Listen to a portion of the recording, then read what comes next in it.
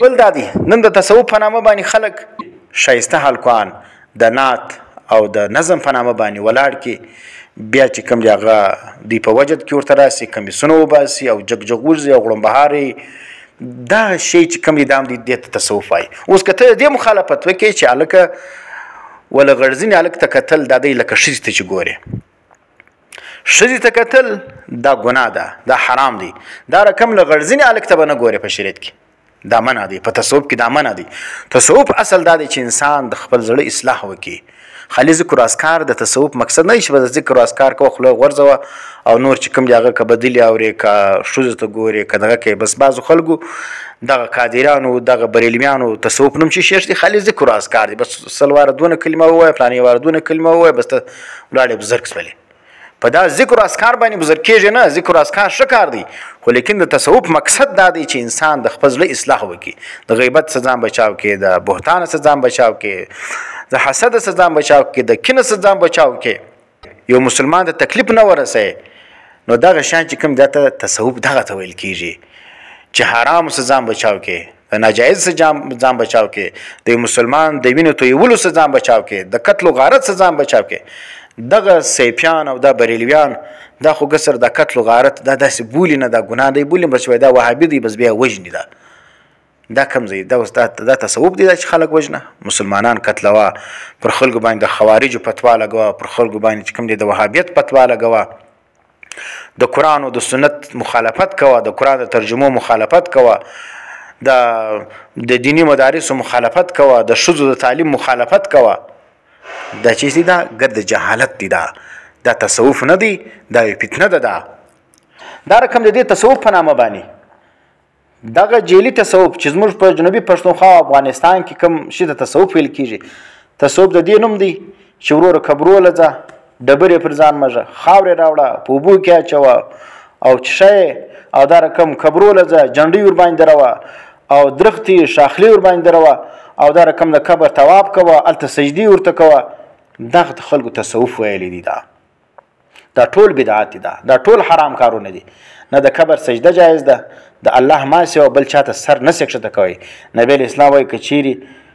د الله ما سوا بل چاته سجده جایز وای ما به حکم کړی وای ښځو لره چې دوی خپل نارینهو ته سجدې وکړي ځکه نر سړی پر ښځه باندې ډېر حق لري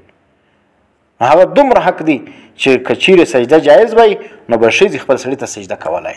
لیکن ښځې نشي کولی نبي ته سجده نه ده جایز صحابو سجدې نه دي کړي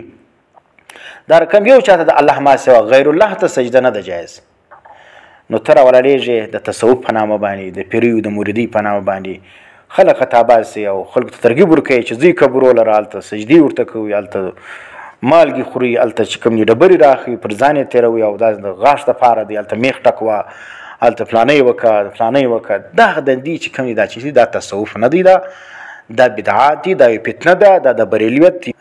نجاست دی چې زموږ په معاشره کې دا پیراویږي. دا رقم قبرو لره چې کوم د تصوف په نامه باندې خلک قبرو له نظرونه وړي هلته جنډیانې درول زما پلانی کار وستو دا به پلاني قبر لره جنډۍ وړم پلانی کار وستلو پلانی قبر لره به ځم هلته به دی تواب کوم کوم پلانی کار وستو د پلانی پیر په نامه باندې به دون المنځونه کوم کوم پلانی کار وستو د پلانی پیر په نامه باندې به زه بیا څه کوم پسه حلالوم پلانی به کوم دا ګرد دا شرکیات او بدعات ده د دې څخه باید چې موږ ځان وساتو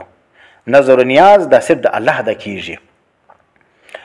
تواب صرف د کعبې ده کېږي د یو چا د قبر تواب جایز نه دی نبی اسلام فرمایي لا تجعلوا قبري تاسو مه ګرځوئ دا قبر زما هغه وثنا یعبد بت چې د هغه عبادت کېږي یا نبی اسلام لا تجعلوا قبري عیدا نبی اسلام زما قبر چې کوم دی هغه عید مه ګرځوئ مانه عیدګاه یې مه ګرځوئ د خوشحالۍ ځای یې مه ګرځوئ دغه چې ورته وایي دغه څه ورته وایي د عرس ځای یې مه جوړوئ نبی اسلام زما پر قبر باندې عرسونه مه کوئ خوشحالیانې مه کوئ نو که یو خوشحالي کېدلی یو عرس کېدلی خو د نبی اسلام پر قبر به کېدلی نبی اسلام پر قبر نه جنډۍ سته د نبی اسلام پر قبر باندې نه تواب سته د نبی اسلام د قبر څخه خلک ډبرې راخي نه پر ځان باندې مږي خو هغه به د برکت والی لیکن دا ګرده منع دی هلته چې ته ورسې تا ورپرېږدي لانه ولې دا ناجایز اعمال دي الله دې خیر ورکړي د سعودي حکومت لره چې دغه شان یې منع کړي دي دا بالکل د قرآن و سنت مطابق تعلیمات دي چې د قبر سره به دا رقم اعمال نه کوي. طواف هم نه دی جایز، سجده هم نه درته جایز، د قبر خاور او دا شی خوړل د جایز نه دي. دا